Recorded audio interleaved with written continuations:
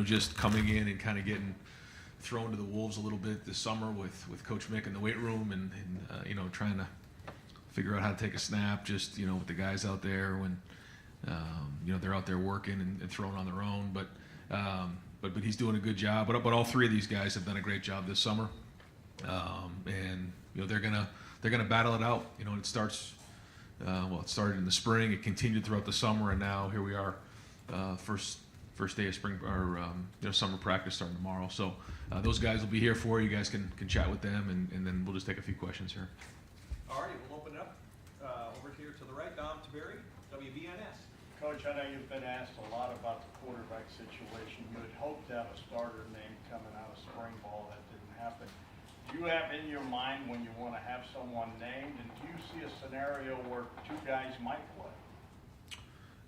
You just never know how it's all going to shake. We've had this situation before. We kind of mentioned this last week a little bit where, we had with going back with CJ, going back with Justin, Dwayne, where after the first couple weeks of fall practice, we felt like somebody emerged, and then we went with the starter.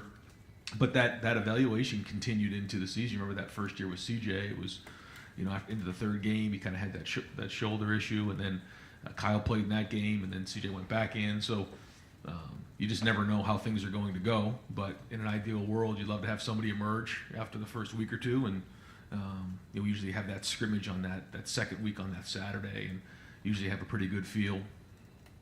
I remember when I was playing college football, and we had a competition between me and somebody who was a couple years ahead of me, and it went all the way down to that last scrimmage, and then it kind of went into those first few games, and I was named the starter, and then it continued to be the starter. But so every situation's different, but again, if you're asking for an ideal situation, you'd love for somebody to emerge here the first couple weeks, and then they're taking the majority of the reps with the ones as you head into the game week. Right behind him, Clay Hall, WSYX. A little departure here, but there seems to be this drumbeat about expansion. Can you tell us what you know or hear about the Big Ten possibly adding teams in the not-too-distant future?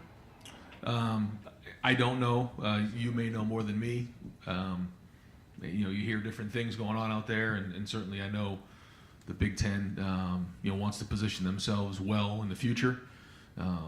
By adding USC and UCLA, it's become a national, coast-to-coast conference, and I know that, we want to make sure that, we're, in the next decade or 2 decades down the road, we're in the best position to be the best conference in America. That's all I know.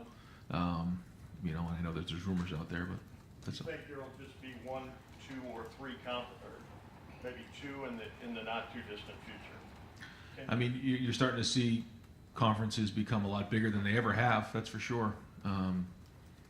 But yeah, it's like tomorrow's the first day of practice in football, and that's kind of where my focus is right now.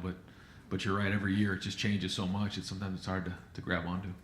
Hey folks, I've got like 25 people that already want to ask today, so let's go one and done, and if we can squeeze a couple more in at the end, we'll do that. Kellyanne Stitz, WSYX. You guys added the Northwestern transfer Ohio native, Nigel Glover. What does he add to the program, and is it likely he'll take a red shirt? Yeah, so I think by NCAA rules, I can't talk about any type of situation like that with NCAA rules. So before I comment on that, I want to make sure that I'm okay. Yeah. Bill Landis, the podcast. Ryan, do you remember how many weeks into your first season at UNH that battle carried out before you were named? I think it was 3 weeks in. Yeah, I was actually thinking about that the last couple of days. I think it went all the way to that last scrimmage, that third week. Yeah. But then into the season as well, or yeah, and then I got named the starter for the first game, and then it kind of went from there, and never looked back really. I'm just wondering, because you've gone through not every head coach that has to make a decision like this has actually gone through it as a player. I'm just wondering maybe how that informs your decision-making process as you make the choice. Yeah, it does. I think that's part of the position just in general of quarterback. There's so many things that come with it, and when you've gone through it, not at this level, but still playing college football and being around the position, there's so much that goes with it. And you don't know until you're actually in a game. I mean, to sit here and say we went into that Minnesota game with CJ saying that he was going to be a Heisman Trophy finalist in 2 years, or 1 year for the next 2 years, that wasn't true. Shoot, after the first half, I was like, I don't know what's but you just kind of figure it out and you keep growing and you keep building. Everybody's different. All those guys are different. I think I'm just thinking about since we've been here with Dwayne was in a couple of situations, the rivalry game, where you kind of knew a little bit what you had going into the season. Justin Fields, a totally different situation. Hadn't played a lot of football, but we knew he had a really high ceiling.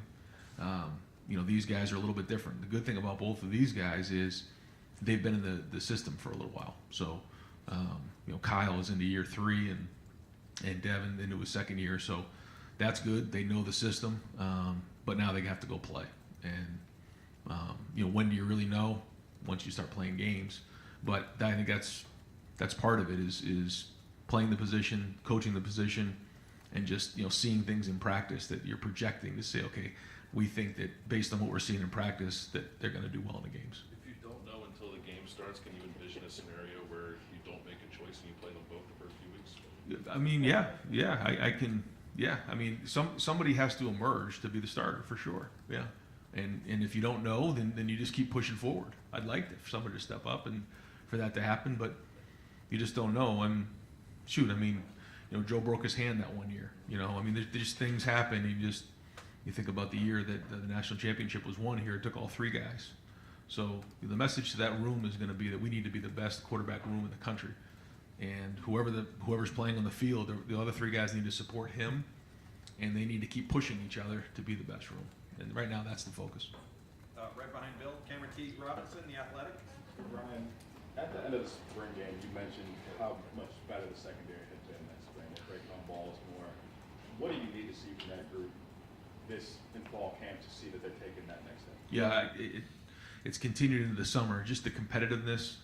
A lot of the stuff that Mick's been doing in the off season is all about competition, and whatever it's been, whether it's a shuttle or lifting weights, it's about competition. It's about competing, and it's the same thing with the DBs is competing on the perimeter, making tackles, getting their hands on balls.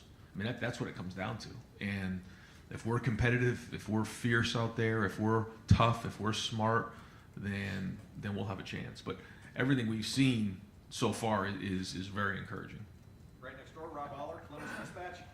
Ryan, on this whole quarterback decision, how much of this is eyeball test and gut versus analytics and getting into the minutiae of mechanics, and where do you ultimately make that decision? Yeah, I think it's probably the first part, but we're going to chart everything.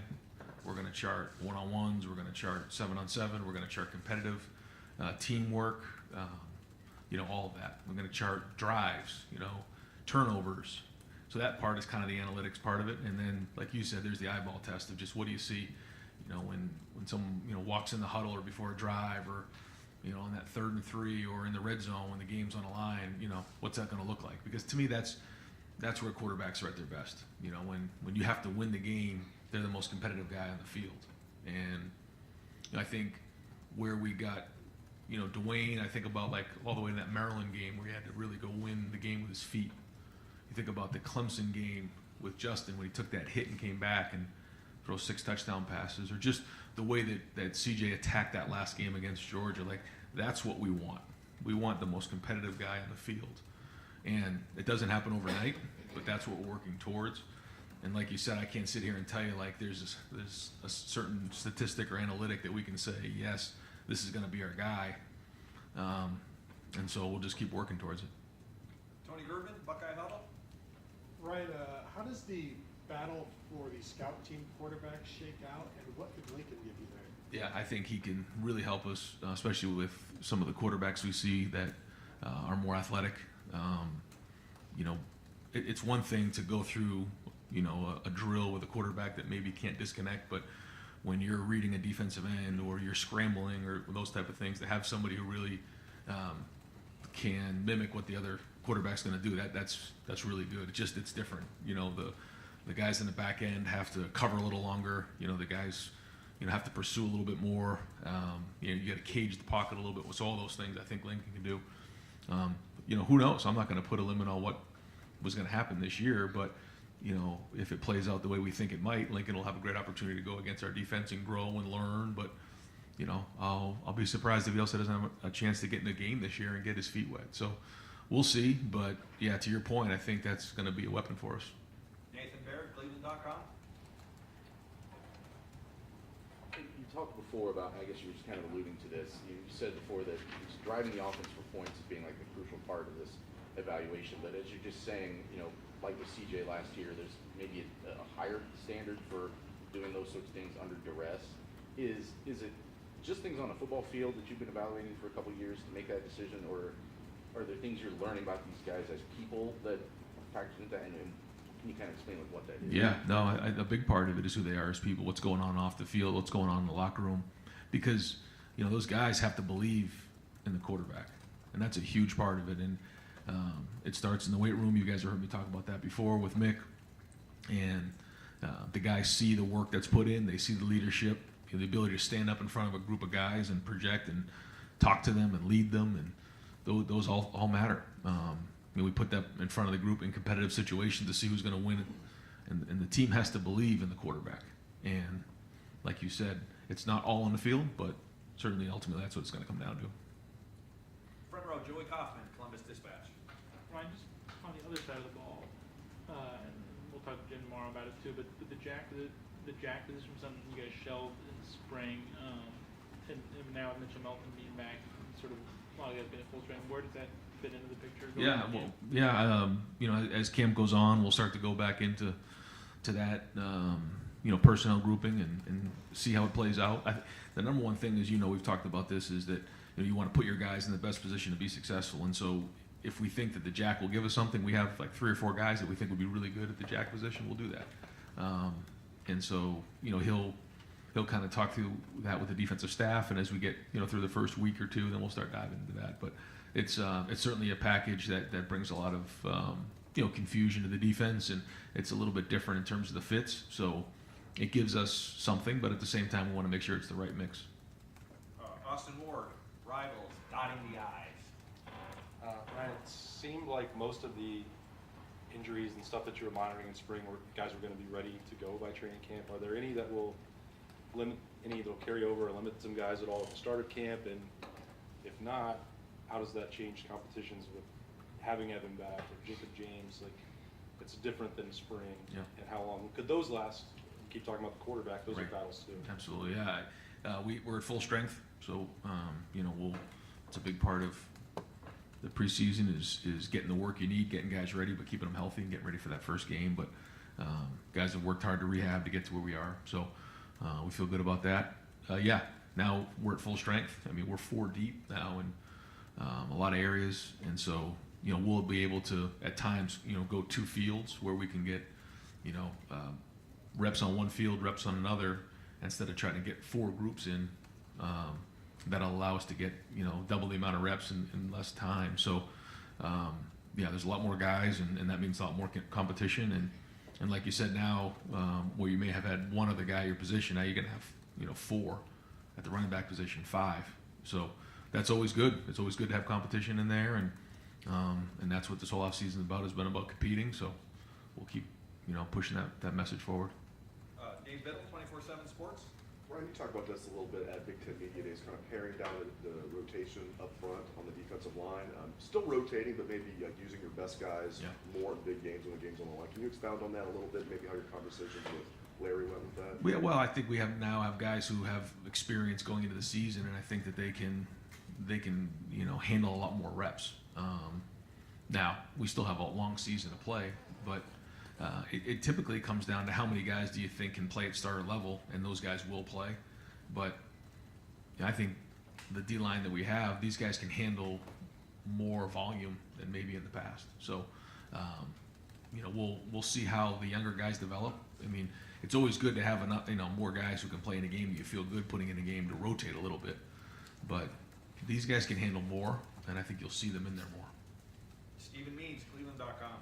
When you first got here, you had a goal of turning Ohio State's quarterback room into you want the expectation to be Heisman Trophy finalists, first round draft picks, and you're 3 quarterbacks into that. You've done that. Does that all build on the expectation of who comes next and maybe how you go about evaluating quarterbacks, whether it's in the recruiting trail or when you're going through a quarterback battle? Does it all add pressure to who comes next after that? Yeah, I mean, it's you can say it doesn't, but I think it does. Yeah, the expectations and standards very high here, but that's at every position. But yeah, I mean, the guys that have come before have done an unbelievable job. So yeah, that is the expectation. You know, we should be, you know, playing for a national championship. We should be, you know, Heisman Trophy finalists and a first round draft pick. That's been the standard set, and we got to keep building on that. So, but what jumps out is that this doesn't happen. Just because, you know, you're the quarterback at Ohio State doesn't mean that all those things are going to happen. It takes a lot of hard work. It takes, you know, a lot of production on the field. You know, you got to go put it on the field. It isn't just going to happen. And I think these guys understand that. But yeah, I mean, anytime you're going to be the quarterback at Ohio State, there's a lot of pressure. Dan Hope, Lebanon Warriors. Brian, it seems like you guys have kind of, you know, narrowed your pool a little bit in recruiting in terms of who you're focusing on, and maybe getting a little bit more aggressive in terms of bringing guys in through the transfer portal. Has there been a shift in philosophy there at all this year? It's just now that there's more people in the transfer portal, and it's you know, a lot easier for people to go in and out of the portal. You know, for some of our guys who decided that, you know, they wanted to maybe try to go play somewhere else. You know, so there's a lot more movement, and so with that, there's just more availability, and there's sometimes more holes you have to fill. And so, you know, we just try to make sure we don't change our philosophy in that we want to find guys who fit Ohio State. You can't just throw guys in here; it's just not going to work. And so, I think we found a nice group. They've assimilated well, and hopefully, with the guys we brought in, we've done pretty well with, and hopefully we can continue to do that. But there's a lot of pride in that locker room. So bringing somebody in, you know, you have to be careful about that. You know, so. Andy Anders, Buckeye Sports Bulletin. Yes, obviously the evaluation with Brian Hartline and calling plays is still ongoing, but looking back on your first year's calling plays at Temple, at Boston College, what things were important in those summers and falls to get you ready to embrace that role effectively? Yeah, I've said it before. I think probably the easiest part of being a coordinator is calling the plays. You know, if you are listening, that's pretty low. It's really about the day-to-day organization. It's about deciding what plays you're going to install. It's about organizing your staff to make sure that they install it properly. It's about organizing practice to make sure that every, you know, moment on that field is being done the way where, you know, your best players are. And then when you get into a game, so training guys to be ready to put in, you know, to run the offense, the situations, you know, there's just so many things that come up that you have to get prepared for. Then there's the game planning. You know, making sure that, you know, you have the right plays in, making sure that you've installed it the right way, that you practiced it the right amount of times, the right looks. You know, sometimes I've made a mistake, you know, plenty of times going into a game where you're practicing the defenses maybe you didn't see. You didn't prepare the guys properly. So yeah, I could go on for hours about all the things that come with being an offensive coordinator.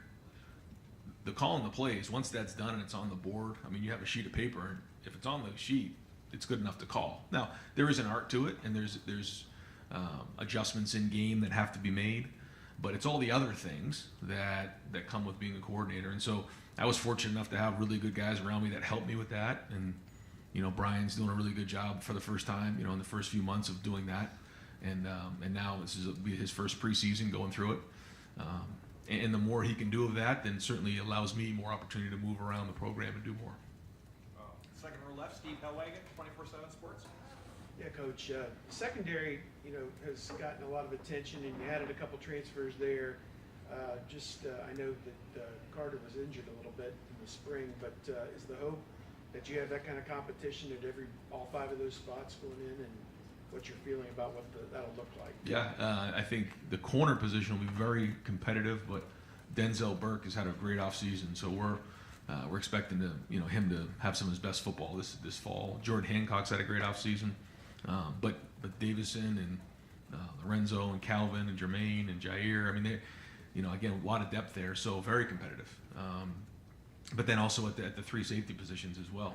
So you know, Lathan is the incumbent there at what we call the Bandit, and you know, but Jair and Proc and Malik Harford's had a great offseason. You're going to see a bunch of guys in there, and then it'll be interesting to see how the nickel position, competition, gets sorted out as we get into that first game. Tanner did a lot of that for us last year, and that's an important position for us. Bill Rabinowitz, Columbus Dispatch.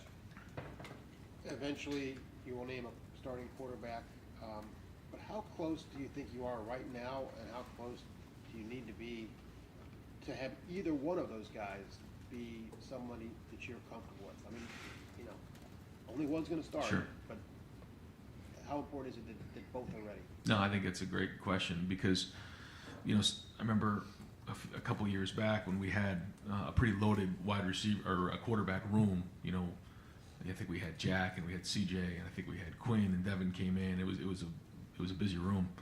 And I remember someone said, "Boy, you got a really hard decision. It's gonna be really hard on you." And what's hard is when you don't have quarterbacks who can play. What's easy is when you have guys who can play. You just got to figure out who the best one is. And I kind of feel like that's the way it is right now.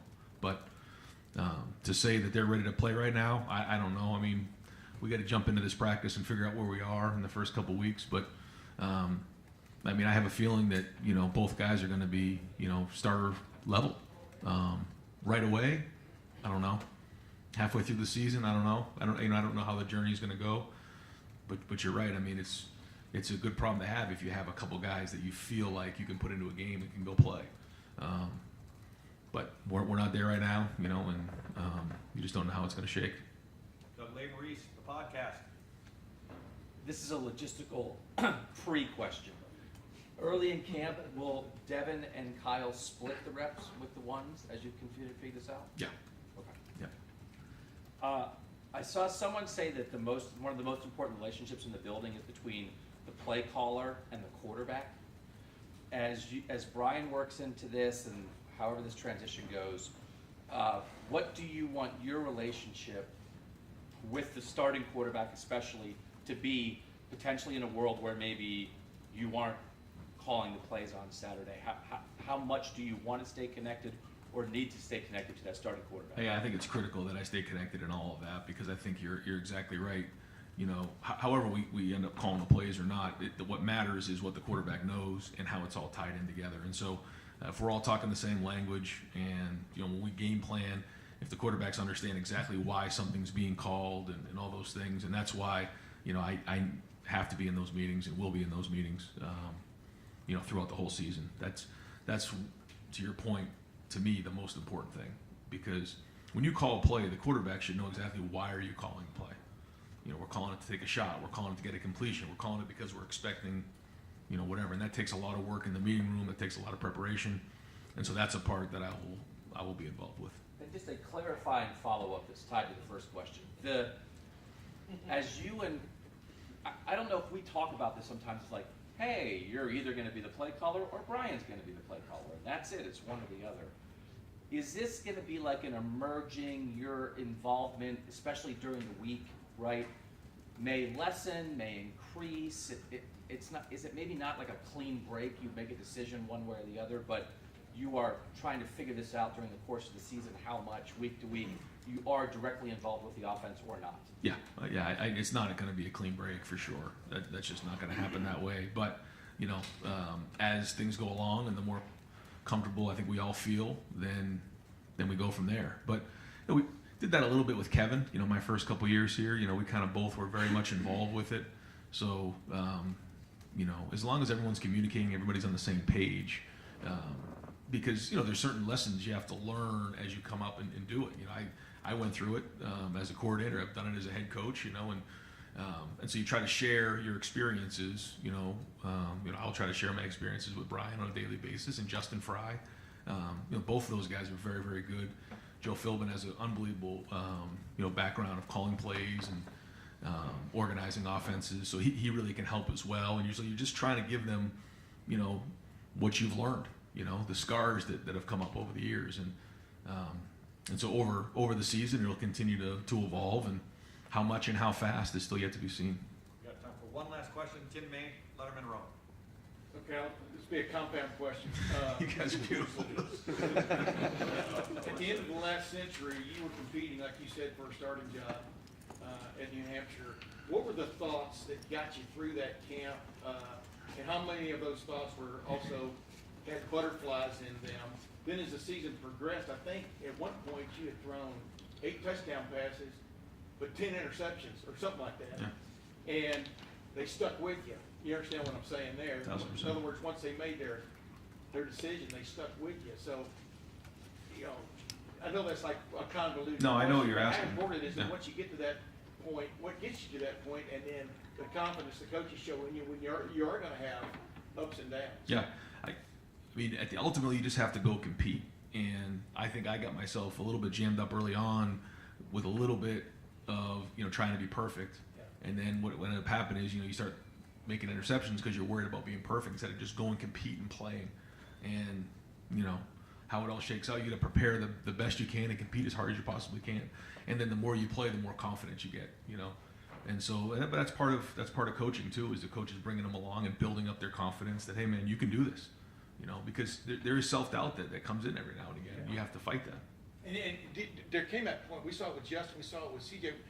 I watched the highlights of the 1999 New Hampshire team the other day. It got that way with you, where you all of a sudden you were out there bawling, as the old saying goes, right? I mean, when did that kind of evolve, and how important is it to get this guy to that point? Yeah, well, once you have a couple games under your belt and you start to play and you start to believe in it, and especially when you can get the rhythm of the game, if you haven't played a lot, getting a couple completions early, like I remember that first game at Minnesota, the first call, we tried to get into, spent a lot of time on that first play for CJ.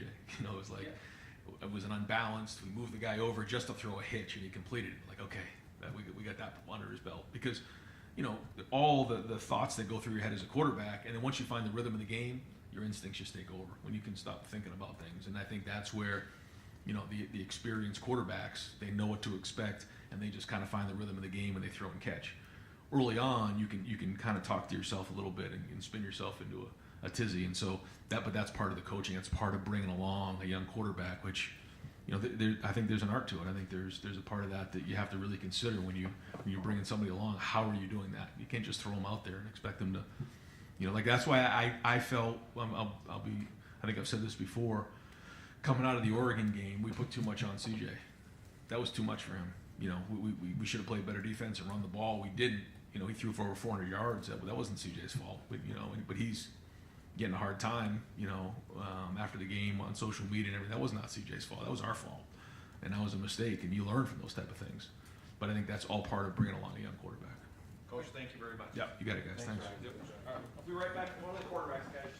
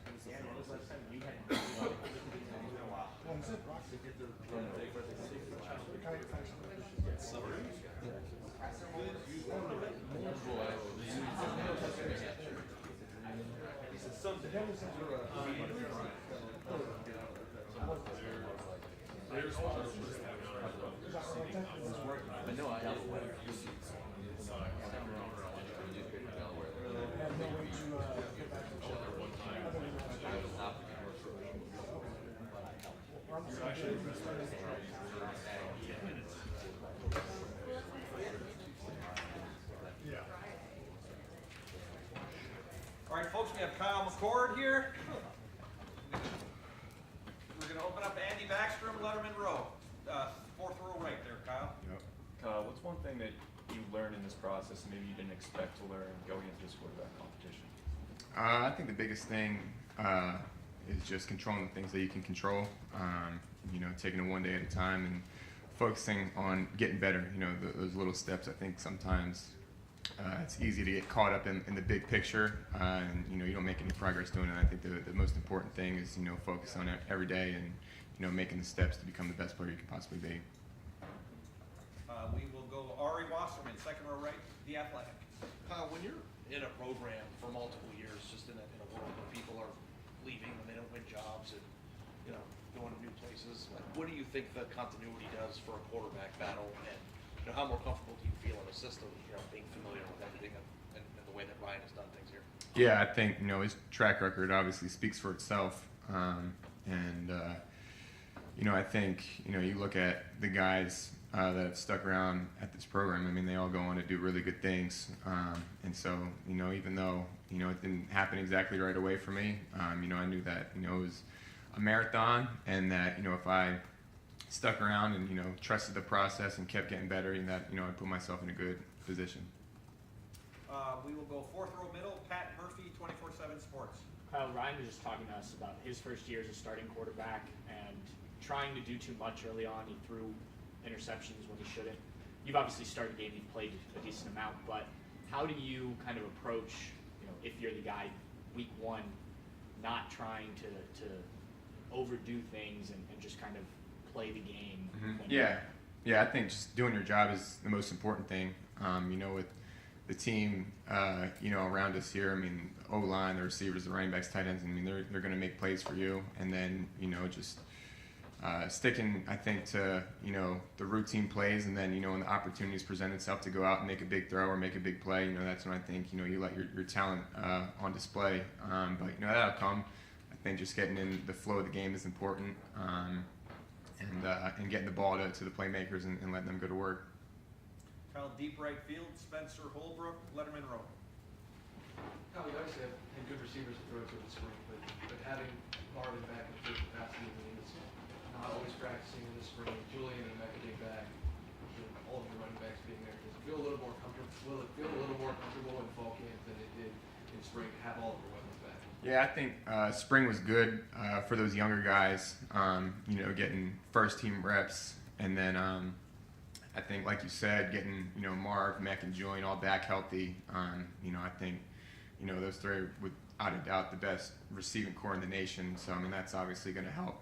But I think just kind of having the chemistry from the spring with those younger guys is going to be good. And then obviously been throwing to those guys for 3 years now. So I think it kind of all worked out in a good way.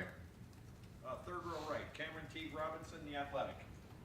When you look back at the spring game going into this summer, what did you see on tape that you liked that you did? And what did you see on tape that you were like, okay, this is something I need to fix or improve on? Yeah, I think definitely made some plays. Definitely wanted some reads back, but that's part of the growing process. And then I think this offseason that really gave me a good understanding of where I needed to work and things I needed to get take a step in. And I think I really worked this offseason with purpose, with intention, and I think that was really good for me. I think I grew a lot from that.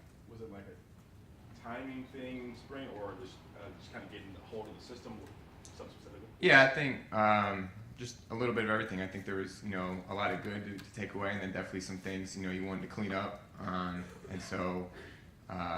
Just watching that film, not only from the spring game, but just from spring practices, I think, there's definitely, like I said, some good and some bad.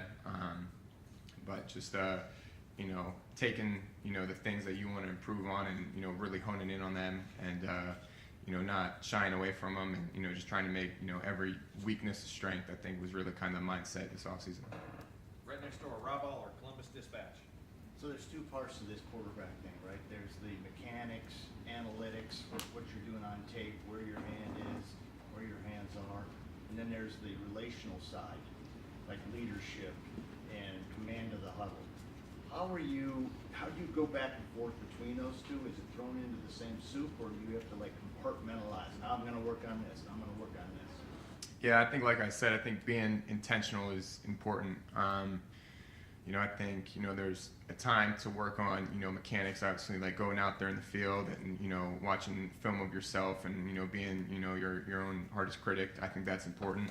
And then I think, you know, also, like you said, being a leader, I think, you know, that comes in situations with the team, and just kind of, you know, taking that next step. So I think, you know, like I said, I think being intentional is the biggest thing, and, you know, when those moments present themselves, you know, making sure that you maximize them. Which has been more challenging for you? You know, I think both have kind of come, I want to say, kind of naturally. You know, I think, you know, when CJ was here, you don't want to step on his toes. Obviously, it's his team. But obviously, with him being gone, I think, you know, you kind of naturally step up into that role, being a little bit more of a vocal leader and, you know, letting your voice be heard. And then with the mechanics, I think that's always something that, you know, I've been, you know, big on. And, you know, sometimes, you know, when you get in the flow of the season and, you know, in spring ball and there's a lot going on, you don't necessarily always have the time to, you know, hone in. And so I think that offseason, you know, that we just went through was good, you know, just having a few months to really, you know, take a step back and you know, dive into that was good. Front row right, Austin Ward, Rivals, dotting the i's. Kyle, I know that the pressure you put on yourself is more than anyone else, the expectations you have. Well, when the conversation with Coach Day or the fan base or anybody else is that the quarterback has to be a first-round pick, win the Heisman, win a national championship, is there ever any moments that is overwhelming to think about? Yeah, I think, you know, no one will ever put, you know, higher expectations or, you know, higher standard on, you know, myself than I will, you know, and I always think that, you know, you have to go out there and play with a lot of confidence, obviously. You have to go out there and, I think, really just hone in on every play. And, you know, you look at the guys before, you know, like I've been watching, you know, film of like 2018, watching Dwayne, then watching, you know, JT in years before, and Justin and CJ. I think, you know, they've all, you know, set a good precedent, but they've all done it their own way. So I think, you know, just kind of realizing like there's, you know, a lot of different ways this can be done. But, you know, like I said, I don't think, you know, anyone's ever put, you know, an expectation on myself that I didn't expect from, you know, for myself. Far left, rather, Dan Hope, 11 Warriors. Kyle, being the older guy in this competition, do you go into this competition feeling like this is my job to go win? You know, I think not even, you know, focusing on the competition. I think, you know, I feel, you know, the best I have felt going into a camp before. You know, obviously I've had, you know, the most experience I've had going into a camp. And, you know, I think now more so than ever, just, you know, focusing on myself, you know, and I know I'll be in a good position if, you know, I put the best, you know, version of myself out there. Right behind him, Jeff Jefferson, Press Pros. Coach Hartline, and you're just, how do you feel he's working into his new role, and what kind of relationship do you have with him? Yeah, Coach Hartline did a great job this spring. You know, for calling plays for the first time, you know, I was really, you know, pleasantly surprised with the way he saw the field. I think, you know, just all his experience from coaching and playing showed, and you know, I think he kind of sees the field like a quarterback, and so, you know, he did a great job with the pass concepts, the run concepts, all that, and you know, just getting on the same page with him is key. But, you know, I think, you know, just his years of, you know, being around the game have really, you know, kind of spotlighted themselves. Front row middle, Bill Rabinowitz, Columbus Dispatch. You've mentioned the word intentional a couple times. What does that mean to you? Can you kind of elaborate on what that means? Yeah, I think, you know, sometimes it's easy to get caught up in, you know, having, you know, so much you want to work on, you know, whether it's, you know, mechanics or, you know, whatever the case may be. But I think, you know, having a plan before you go into a workout or a throwing session, like whatever it is, just, being very conscious of what you're trying to accomplish, I think is important. Right behind him, Max Olson, the athletic.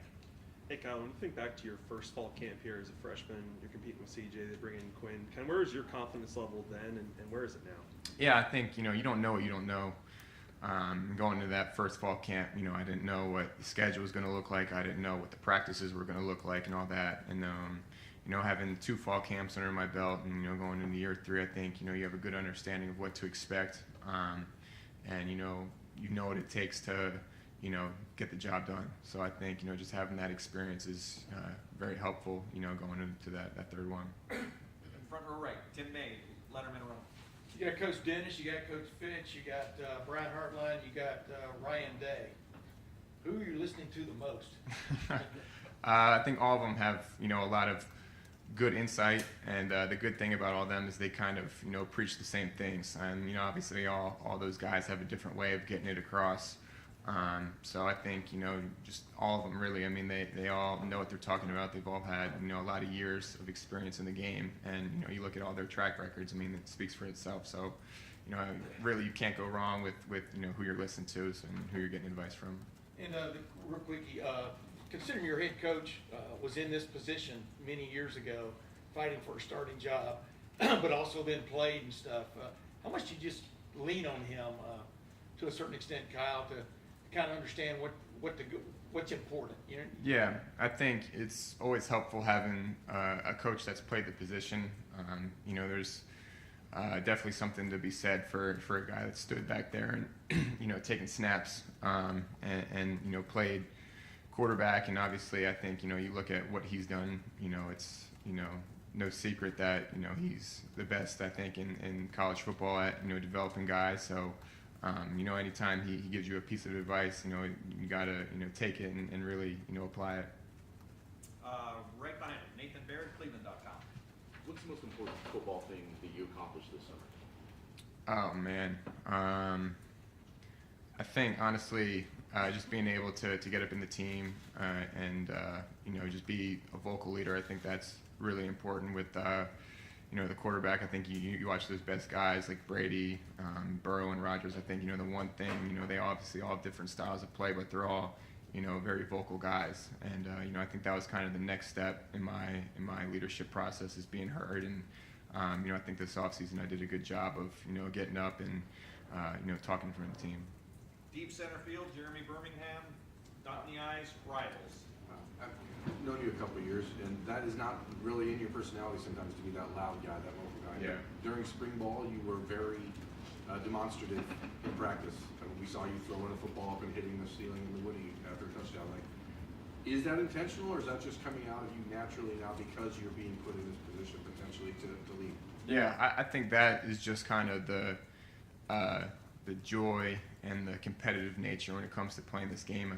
It's played and coached by, the most competitive people on the planet. And so, like you said, just having that energy and, having that joy of playing football, I think that's where that kind of comes from. And, it's been natural, I think, like I said, when, CJ was here, it was obviously his team, but now that, he's gone, just being able to kind of, step into that new leadership role, being more vocal, and, just kind of, letting, my true colors show. I think that's kind of where that comes from.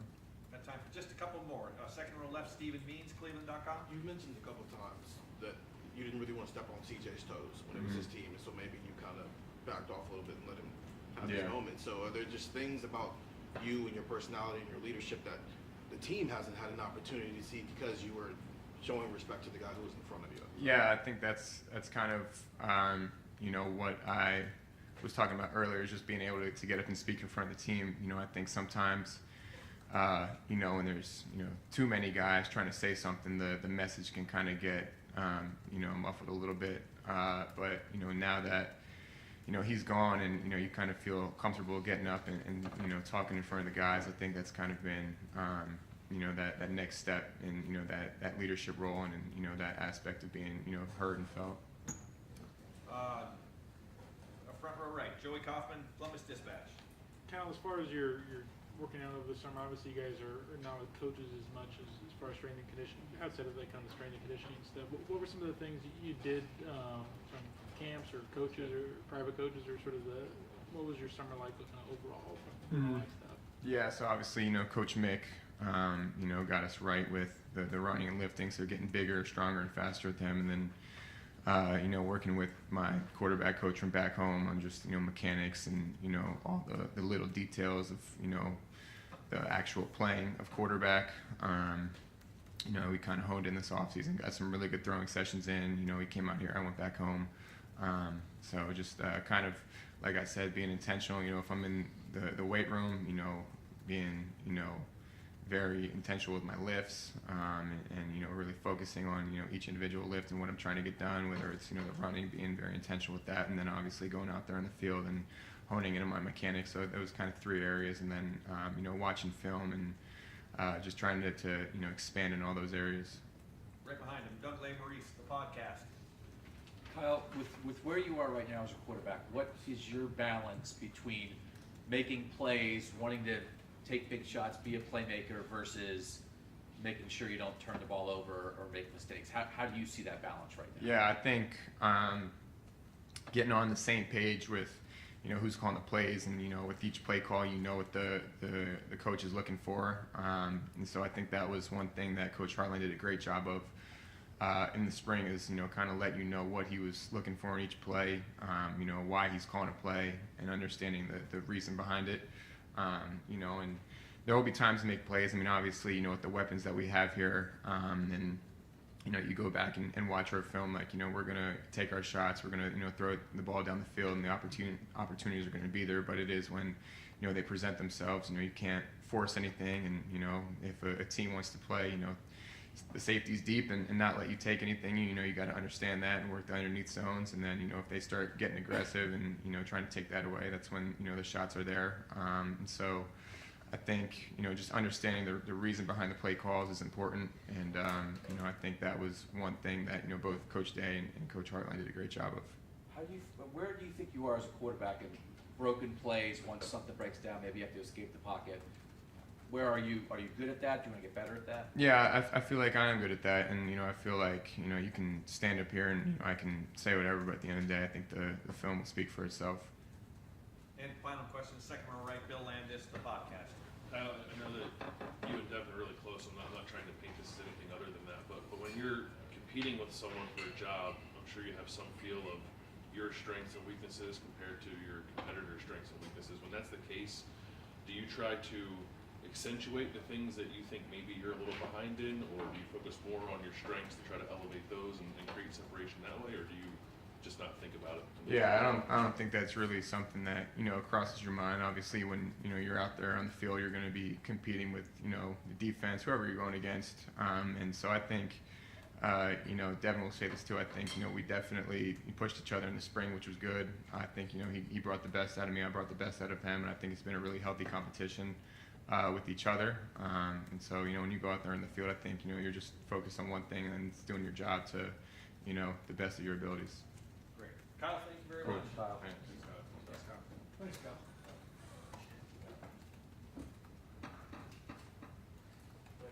Yeah, appreciate it.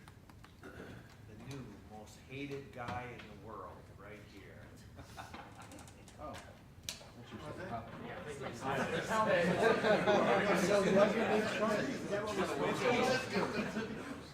You guys don't see what I see when I don't call on people. It's nothing new. It needs to be on.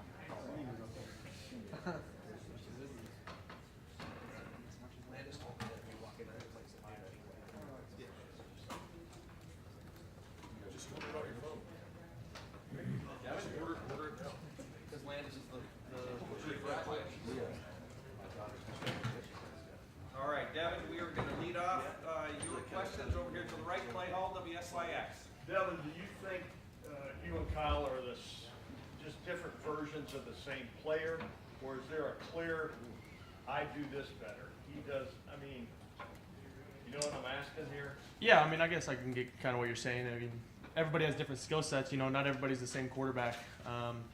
I would say I'm a little bit more athletic than Kyle, but at the end of the day, we both got strong arms. We both can make plays, and he's gonna be able to make plays with his legs too. So just is what it is. Second row right, Nathan Baird, Cleveland.com. ask him this question too. What's the most important football thing you accomplished this summer? Probably just leadership, honestly.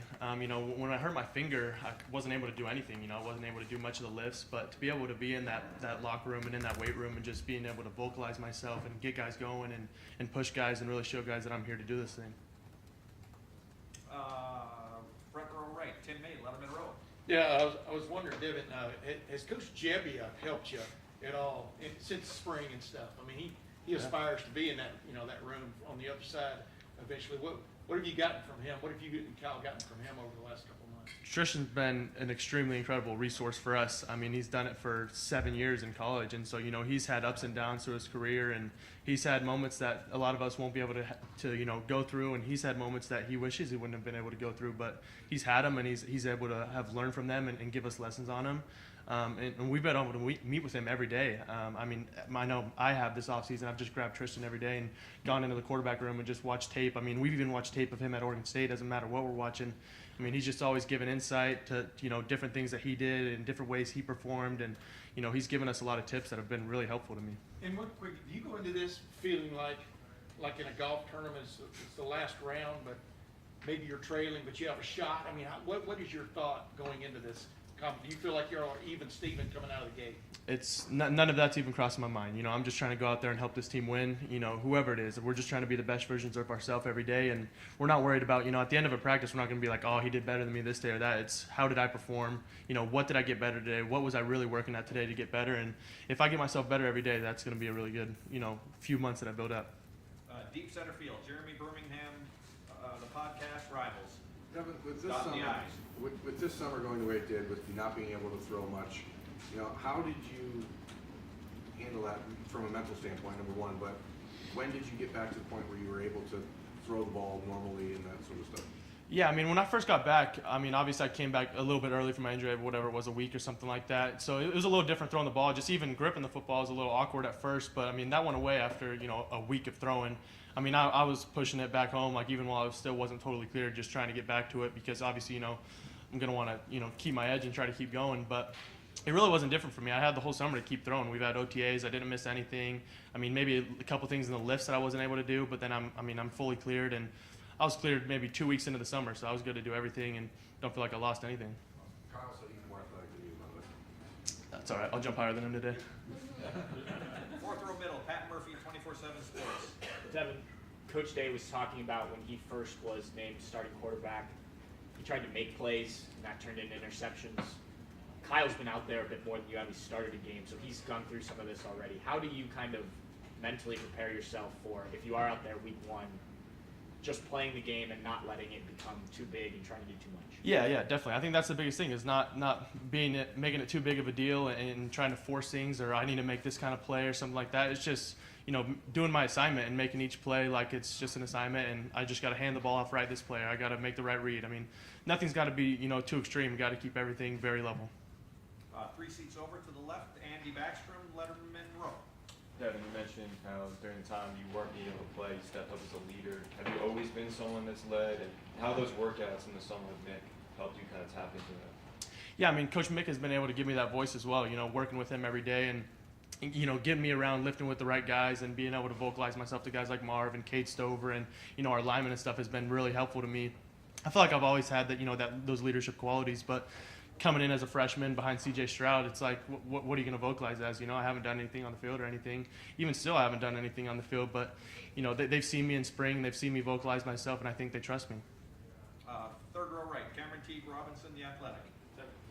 You and Kyle both talk a lot about leadership, and you just mentioned when CJ's there, you kind of mentioned it. CJ's there, you can't take a step back. It's his team. Usually there's one quarterback, it's their team, their voice. How do you balance all offseason trying to grow your voice with the team while Kyle's trying to do the same thing? You know what I'm saying? Like the team has like two. Yeah, I mean, there's going to be, you know, different feelings from each of us, but at the end of the day, everybody's worried about who's going to win and who's going to win this game. So nobody really cares, you know, what one guy's doing right now and what the other guy's doing. They just want somebody to vocalize themselves and, you know, keep pushing our team because that's all we're worried about is winning games. And nobody cares who's going to be playing. We just want people to win games. We want to get each other better, and we want this team to get better. So that's what we're just going to keep doing. Third row left, Dan Hope, Lebanon Warriors. Devin, you your spring being cut short, do you feel like you were able to show everything you needed to show in the spring to give yourself a chance this summer? Yeah, definitely. I mean, obviously I didn't get to play in the spring game, but at the end of the day, it wasn't too big of a deal. You know, we keep everything vanilla and we don't really do much in the spring game, but I would have really liked to play in it. You know, obviously I'm very competitive and I would have wanted to do that, but I felt like from the time that we started the spring and the time that I ended, I felt like I grew, you know, a ton, and I was able to, again, vocalize myself and be a leader to these guys. I felt like my play just improved, my decision-making improved, and, you know, if you improve throughout a spring, I think it's a very good spring. Front row right, Joey Kaufman, Columbus Dispatch. Devin, what was that rehab process like? What are the things you're doing when you're getting from the finger in? You know, just with Sean and Stu and Solo and Tyler and all those guys in the training room, just with them every day, just trying to get everything right, you know, just getting all my movement back and everything. It was, at first it was mostly just healing and letting it do nothing, but then as soon as I had all my movement back, it was just, you know, getting everything going again and make sure my finger's not stiff or anything and being able to throw a football again. That was the end goal. Do you remember like the first time back or you threw the football and it looked like it normally does for you? I think it was like a week and a half, maybe 2 weeks after the surgery that they even allowed me to grip a football. But obviously, you know, I was going to try to push the chips in and try to keep going. But I remember when I first threw after I think it was 4 weeks that I actually threw it came off a little weird and I was like, that didn't feel right at all. But you know, it just was, I hadn't done it. That was the longest time I hadn't thrown a football. So it was just awkward at first, but then it's good. Deep right, Spencer Holbrook, Letterman Row. This summer, with all the workouts that you did, all the things that you went through with your rehab and everything, do you feel like you're a much better player for having gone through all of that? Yeah, 1,000%. I mean, like I said, with having Tristan around me, you know, he's went through some crazy injuries. I mean, he was out for 2 years. He was bedridden for 2 years, couldn't move. So he's had those challenges of taking something that he really loved away from him. So I mean, just being able to sit with him and realize what he did and what worked for him, what didn't work for him, and being able to learn from what happened to him, it really helped me push my process along faster and just get back to going. And I feel like I grew a lot better than I would have if Tristan wasn't here because of that. Front row right, Austin Ward, Rivals, dotting the I's. Devin, when you talk about that growth, I know that the answer to this is going to be both, but if you could only pick one, do you feel like you've made more progress physically or mentally over the last year? Yeah, I mean, obviously it's going to be both. I mean, I've put some weight on and stuff like that, been getting right with Coach Mick, but I think mentally it's probably been the biggest thing. You know, sitting with Coach Fitch and Coach Dennis and Tristan in there, I mean, just my preparation has changed and what I see in film and what I'm really trying to look at. I'm not, you know, sitting in there just going and watching plays. I've really learned from those guys and figured out what I really needed to sit down and learn from those meetings and taking different things out of meetings every day. So I feel like my mental side of the game has changed completely. Right behind him, Bill Landis, the podcast.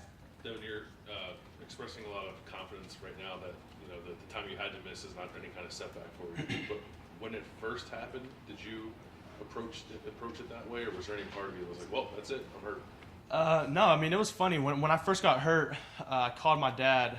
We're sitting in the hospital. I called my dad, and I told him I broke my finger and I'm going to need surgery. And his first reaction was, why aren't you upset? And I was like, at the end of the day, I'm going to miss, you know, 1 week. I mean, I'm gonna grow from this, and this isn't going to be anything to, you know, to sit my hat on or anything like that. I'm going to be right back out there. This wasn't a step in the road at all for me. I mean, if anything, it was a step up, and that was my mindset through the whole thing, is this is going to really help me. Front row middle, Bill Rabinowitz, Columbus Dispatch. David, you clearly have an naturally outgoing personality.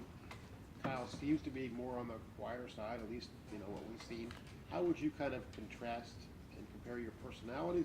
And do you think that your personality can really help you in terms of the competition, I guess? Yeah, I mean, when you're more outgoing and stuff like that, I mean, I feel like guys can, you know, gel around you and form around you just because if you're more vocal and stuff like that. But Kyle's very vocal. You know, Kyle's a great leader. Guys trust Kyle, and he's been, you know, good in all those steps as well. So, I mean, I wouldn't say there's anything crazy out of those two things. Second row left, Stephen Means, Cleveland.com. You're talking about how you don't feel like the finger thing was that big a setback because you only missed a week. You also didn't throw a pass last year, and you're in a competition with a guy who's at least started a game, even if it was 2 years ago. But you also seem like a pretty competitive guy. Why don't you see these things as a disadvantage, or why you can win this battle? You're saying in terms of not being able to play in a game yet? Yeah. I mean, we do it every day in practice. We're going against the ones every day in practice, you know. And when we're lined up for a scrimmage and we've got the best D-line in the country coming at us, it's a lot different than, you know, getting some throws against, you know, a lesser team or something like that. And you know, and when it's their third guys in the game too, it's like, am I really getting that much out of it of throwing a pass in a game? I mean, I'd much rather go out against, you know, our DBs, our guys like Denzel and David Tadem-Ganosa and all these guys with our guys like Marvin and stuff. And, you know, being able to go like that in practice, I think it's way better than, you know, having a couple reps in a game. Do you think there are other things that you've maybe done over the past year that make up for the fact that you haven't necessarily gotten to throw a pass in a game yet? I mean, yeah, like I said, just these practices throughout the year, especially, you know, when the week of Georgia when CJ was up in New York, we were able to, that was the first time where I really took the reps with the ones, and I felt good. I felt like I was playing my best football, I mean, that I had throughout the season. And I feel like every time I'm going against the best competition, I feel like that's when I'm at my best. And so, you know, I've been able to do that every day of the spring and every day of the summer with Kyle. So it's just a constant continuation of getting better. Well, last question, Jeff Jeffries, Press Pros, far left. Yeah, Coach has talked a lot about competition this year, making everything a competition. What's that been like, and how has that impacted you guys in your competition for being a quarterback? I mean, every day has been the same for us. We're trying to get each other better. You know, we're trying to see who's really going to help this team win. That's all we're worried about. We're worried about getting our guys better. Who's going to get out there and beat Indiana week 1? That's all we're worried about. We're just trying to get this team better. I mean, we have all the right tools, and we know that, and so all we're worried about is how we can help each other. Devin, thank you very much. Thanks. Thanks, Devin. You've got the better truck. He doesn't have a Oh, that's right. You got the better truck. Yeah, exactly. Marcus. Sophie and Trish. Jeff, help me out. Gilbert.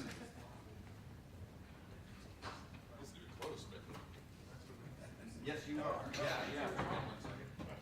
Well, get to say hello to Tristan Jebbia here right now. We'll open up the floor for questions for Tristan. Second row right there, Tristan. Nathan Baird, Cleveland. You talked in the past, obviously, about this season being sort of a transition for you and your career to what you want, the bigger goal. So, do you take some ownership this year of the starting quarterback performance? Do you feel like that reflects on what this season's going to be for you? Yeah, I think that it's an interesting question for sure, but I think that we'll all, I mean, every quarterback room I've been in over my years, you know, you're always trying to either make yourself as good as you can or whoever's playing. So to me, it's always been like that. Like, you want to have, in a team environment, you want to have the most successful team possible, and, you know, playing quarterback's a good part of that. And so, yeah, I think so. Just try to help in any way that I can, no matter what that role is, because, I mean, who knows what's going to happen, right? Over here to the far right, Kellyanne Stitz, WSYX. Tristan, Devin mentioned leaning on you during his thumb injury. How would you describe your relationship with Devin and the other quarterback? Yeah, obviously I'm a little older than some of those guys, and you know, played in some games and, you know, all that stuff started, and so anytime I can give them any wisdom, I'd like to do that, and I don't want to over push it on them or anything like that, or preach at them or anything like that. But if they have stuff that they want to talk to me about, they know that I'm a resource for them, and hopefully I can help them through that. Like, he was talking about his finger injury, and, you know, it's interesting hearing him talk about it, but, you know, he was back and throwing really in no time. I mean, it was like a hiccup, really. It wasn't even too bad, but, you know, it's his first little bump in the road, and he responded to it really well. You know, talking with Kyle all the time, I think that I mean, all these guys have great qualities. You know, even Lincoln coming in, you know, he surprised me so far, and, you know, I'm fired up for all of them, really. So. Third row right, Tony Girdman, Buckeye Huddle. About Lincoln, what has surprised him, or how have you seen him adapt? Yeah, I mean, Lincoln's a hard worker. He puts his head down and he just goes to work. I think that he's picked up the system pretty fast. Smart kid, very athletic. Obviously, that's, you know, a big draw to him. And I think that he's just been improving every day, and I think that he does a good job in the weight room, and guys are already starting to respect him. So I'm excited for his future for sure. Third, right next door, Rob Aller, Columbus Dispatch. Yeah, you've seen a lot, you've experienced a lot. Yeah. We ask coaches this all the time. What is the most important attribute of a quarterback? Ooh, that's a good question. I think that I would say that it's like perseverance and being able to roll with whatever's going towards you, and being able to we talk about kind of steadying the boat. You know, when things are going wrong, being able to be the guy that's going to take hold of the ship and get it back on track to where it's got to go. You're an extension of the coach on the field, so, you know, things are going well. you got to be able to deal with that. Things are going bad, you got to be able to deal with that. I mean, it comes with a whole lots of challenges, and being able to do that is, I think, a skill that you develop over time. But you know, these guys, for how young they are, I think they do a great job so far. And so, yeah. Right behind him, Andy Backstrom, Letterman Row. Tristan, you've been here a while now. Now looking back and having the spring that you had, and thrusting out a goal in the spring game, what do you want your role to be here at Ohio State, and what is your goal for this season? Yeah, well, what I want more than anything is to be the correct person for whatever job that they have for me. So if that's starting games, that I'm ready to do that. If that's being, you know, backup, and whatever they have for me, like, you know, we talk about all the time, we want Ohio State to be the star, not us, right? So whatever role that they have for me, let's go do it. Second row middle, Max Olson, The Athletic. Tristan, Devin said you were bedridden for 2 years. Would you dispute that characterization? Yeah, I think he got a little carried away with that one. Yeah, I mean, I was laid up for like a month and a half or something like that. It was, you know, it was a tough injury for sure. But I'm glad, like, you know, we talked about persevering and being resilient in the face of adversity and coming back, and eventually getting back on the field, started feeling really good. For the first time probably late October of last year, and then started to see a little bit of time. And yeah, so I mean, I was proud of myself at that point that I got back on the field at all. And, you know, coming up and having an opportunity like this that you can't pass up, I'm super fired up for the future.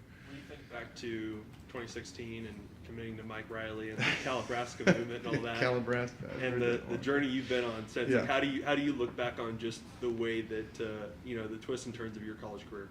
Yeah, I mean, I think that I learned a lot. I changed a lot, and I grew a lot as a person. You know, I think that there's so many life lessons that I took along the way. But I think at the end of the day, like, God's plan was, you know, different than I thought it was going to be coming out of high school. But I wouldn't trade it for anything. We make plans and God laughs, and that's a saying my family says a lot, and I think that that's pretty true, being through it a couple times now. So. Right in front of him, Bill Rabinowitz, Columbus Dispatch. Tristan, I know you want to be a coach, so I'm going to ask you kind of a coach's question. Give me your, from a coach's perspective, your analysis, evaluation of Devin and Kyle. Yeah, I think that they have a lot of similar traits, and then there's some things that they do a little differently.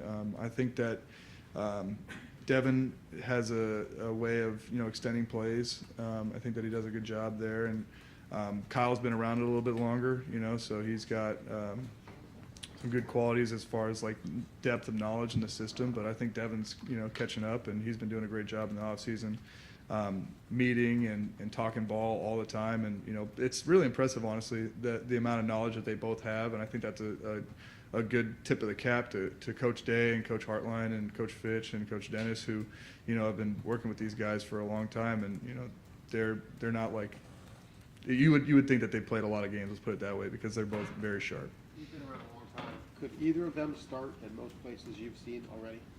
Yeah, I think that obviously they were very highly touted recruits. They're competing to play at one of the you know, blue chip programs in the country. I mean, you're an analyst. I'm sure that you would feel the same way. And I think that yeah, I think that they're very talented players for sure. Front row right, Tim May, Letterman Row. I'm just still visualizing Bill as an analyst. Sorry, man. You remember meeting Devin, right? And when you were a counselor at a camp and stuff. Just, Yeah. Is it stunning how much he has grown? I mean, what you remember your first impressions? Do you always Yeah. have those in your head a little bit, right? You know, it's kind of interesting because he was like, I mean, it's gonna embarrass me to say this, but, like, you know, he's one of the kids at the camp that, you know, I was working with, not just literally like a month ago. You know, it's like that's how much younger he was. Yeah. Geez, but yeah, and so I don't maybe remember like the first interaction, but I actually remember meeting him after my first start in Autzen, and he had just got offered by Wisconsin or something like that, and I remember watching him throw, and I was like, yeah, it figures the kid can play, he can throw, and, you know, he had a good frame and all that stuff, and so that I remembered, and I remembered he was a good kid, and you know, so it doesn't surprise me that he's at a place like this playing at the level he is. So. Hey, real quick, could you summarize your odyssey from Calabasas to Lincoln to was it Corvallis? Yeah. To Columbus. I mean, what has been the most interesting stop, or you've got to be about a well-rounded a college student as there's ever been. But what's that been like? I mean, it's like you said, it's been a lot of stops. Been a lot of stuff along the way, but I think that just learning and growing has been the thing that characterizes it more than anything else. The biggest lesson as a quarterback, for example, what have you learned that carries through all those spots? Yeah, I think that more than anything, quarterback is really a service position. I think that it's about serving your teammates, serving the program, and putting your teammates in the program before yourself.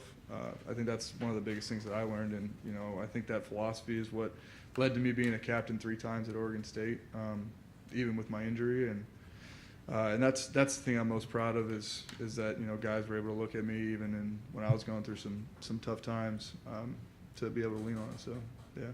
Thanks. Right behind him, Ari Wasserman, The Athletic. You look at all the stops that you've been in, the quarterback rooms that you've been a part of, and then you come here and you kind of see Ryan Day in action.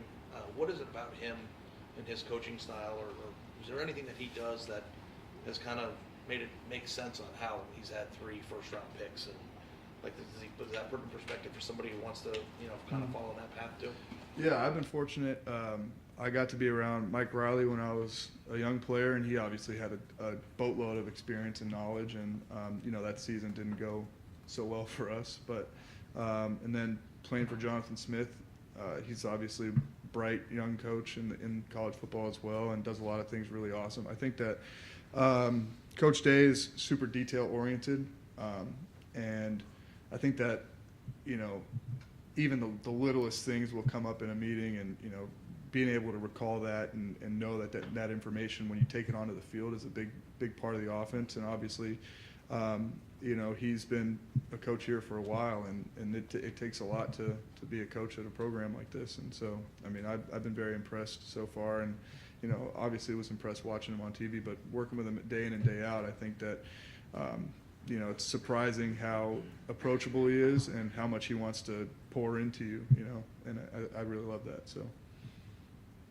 Deep right, Spencer Holbrook, Letterman Row. I guess in the same vein, once you're around for 6 years, do you feel like you kind of know just about everything there is to learn about playing quarterback? And then how much more extensive is your knowledge now? Yeah. You've been here for a year to add on to what you did previously. Yeah, I don't think that you ever stop learning as a quarterback. There's always something new that some D coordinators putting out there, figuring out. I think it's just a constant growth mindset. That's really what's important. What was the second part of the question again? Sorry. I just was kind of curious, I guess, about that and how after 6 years there might be a certain level of use. Okay, but you learn more about mechanics and things. You get here. Yeah. You say Coach Day's so detail oriented, I guess. Yeah. Do you feel like you're getting just so much smarter each day? Yeah, well, I mean, I've been, like I said earlier, I've been very blessed to be around a lot of really good coaches, and taking little bits and pieces from all of them. There's things in this offense that I really love, things that I'm like, oh, I've never, seen that before or heard it taught that way, and I really, really like that. And so you kind of just cherry pick what you like, and there's a lot of things to like here. So. Time for a couple more. Over in far right, Clay Hall, WSYX. What's an obscure detail that Ryan has brought up and you went, what? Off the top of my head, I don't know if I can. I mean, even something as little as ball carriage, when you're on the run, just not having it down here and then having to bring it all the way up because that'll throw off your accuracy or timing or whatever. The motion of your body really when you're throwing, but just having it up high when you're coming off of the fake, I think was something so small, but it helped me a lot. So I'm sure that it's helped a lot of people too. So. Then final questions, second row middle, Doug Maurice, the podcast. Just with your experience in the game, whenever there's a quarterback competition, what do quarterbacks need? What does the room need out of that competition to feel like everybody got a fair shot and a good decision was made? And what's a team need to know that hey, this is a good process and they're going to pick a good guy?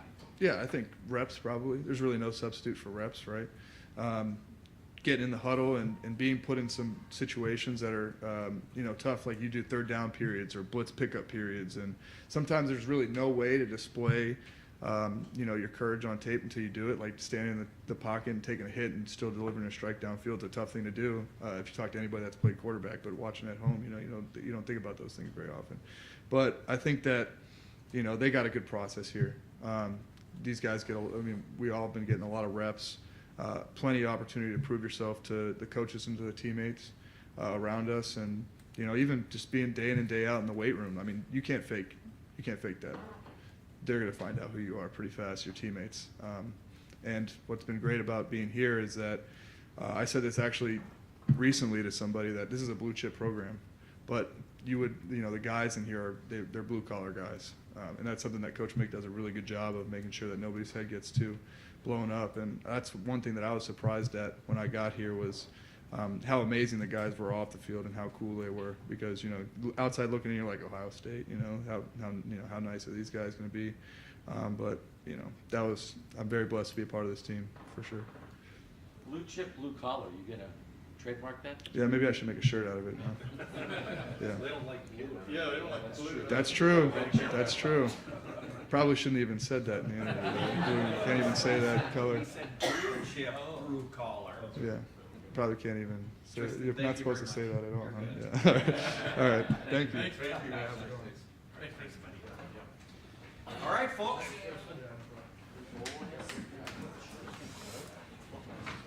That's it for day one. Can we watch the whole practice tomorrow, or what is? You can watch the whole practice tomorrow, yeah. First three, you know, stretching, first three periods, filming and photography. Can we buy tickets for Fridays? And then you sold out in 75 minutes. Next year. No idea. So just be here. We'll have the room open. Be in here about by 11:30. No, actually, be in the lobby by 11:30. We'll have Coach Knowles and a selection of linebackers out on the indoor field there.